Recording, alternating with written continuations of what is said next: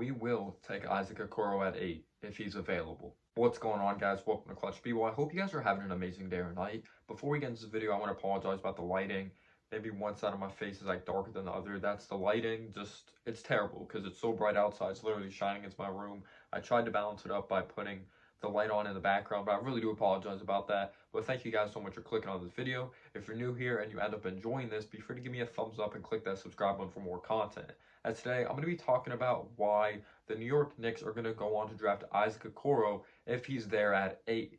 First off, I wanted Devin Vassell. I haven't really hopped off the Devin Vassell train. A lot of people are saying his shot only looks like that because he's shooting from deep. I don't think your shot should look like that in general, and that might be a confidence thing. If he doesn't have a lot of confidence about his jump shot beforehand and then he changed it up, I don't know, that really scares me in my opinion. The Knicks already have trouble finding shooters, and if we just draft that guy, we're gonna set ourselves up for failure. But of course, Issac Okoro from Auburn, he is the small forward that is very defensive minded, and he's a great athlete. And I think he'd fit with the New York Knicks perfectly, and I think we could finally draft this type of player and develop him. Of course, we drafted Kevin Knox in the past, who you could say is kind of a reach. He was known for his offensive upside. He's been a disappointment. We didn't really have the right developmental coaches. We didn't really have the right coaching staff. Same thing with Frank Ntilikina, even though I don't think Frank Ntilikina has a crazy high upside. I think he'd be really solid at best when it comes to his NBA career. But bringing in guys like Johnny Bryant, Tom Thibodeau, Mike Woodson. Of course, we have a genius of Walt Perrin who's really good at scouting and finding very good talent.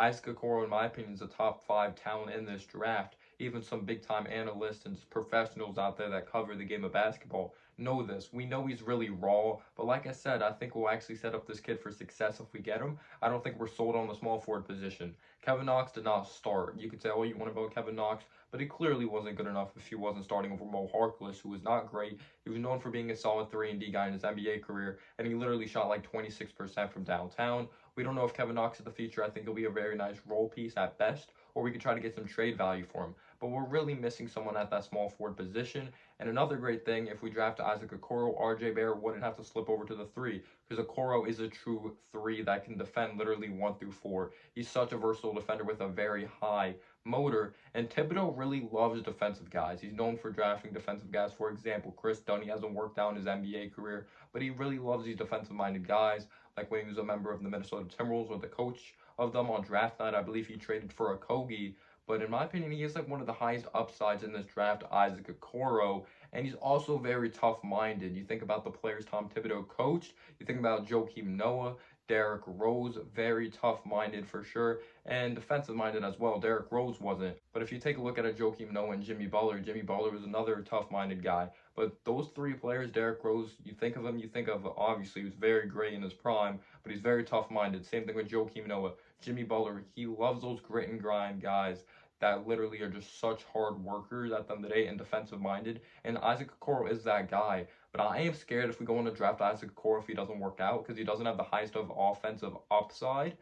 Or at least his offense, he has potential to have a high offensive upside, but he struggles shooting the basketball. He shot like 72 to 73% from the charity stripe, did not shoot the greatest from downtown. But if you really look at the film of Auburn, they did not build the offense really around him. His handle needs work, but I'm talking about a freak athlete this kid is. He could switch on to 1 through 4. He could defend the point guard, shooting guard, small forward, and power forward. And you would just love a player like that. And just think about the defense. Just think about the front court first off if we bring in a guy like Christian Wood. But most likely Julius Randle will be back, because who would want Julius Randle with that contract? Unless you're a win-now basketball team and he'll just bring great depth. I don't think he's a starter on a championship team. But Christian Wood, the shot blocking ability, he could also guard the perimeter. He's shown to lock down Joel Embiid in some games, even though the Pistons were an awful team.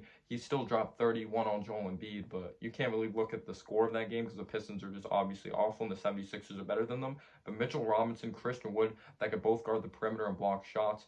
And then if you have a guy like Frank Ntilikina, if he does start, if we don't draft a point guard, we'll see. I think we'll end up drafting a point guard in the following draft, in the 2021 draft, and Okoro at the 3 would take pressure off of RJ, and our defense would be unbelievable.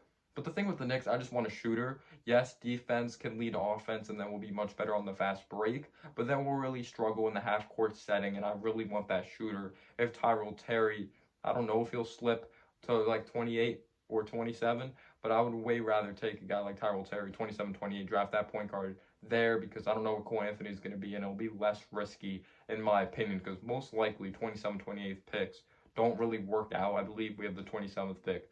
But Issac Okoro, definitely a great athlete, good defensive player. He's very versatile on the defense on the basketball. Tough mindset. I think he'll fit Tom Thibodeau perfectly, and I think we'll be a great defensive team. And also, talent has been a big thing. You go with the best talent available. You never go for fit. And if Issac Okoro is there at 8, he is the best talent available. But it all comes down to developing him. Because at the end of the day, the Knicks need talent. We need talent bad. But I'm sorry if this wasn't the greatest of video when it just came to production-wise and quality-wise. I'm trying to get better every single day. This is definitely not my greatest video. But I tried my hardest. I'll continue to try to grind out content at a high quality level. But click that subscribe button, smash the like button for more content. And as always, guys, have a humble day or night. Peace out, y'all.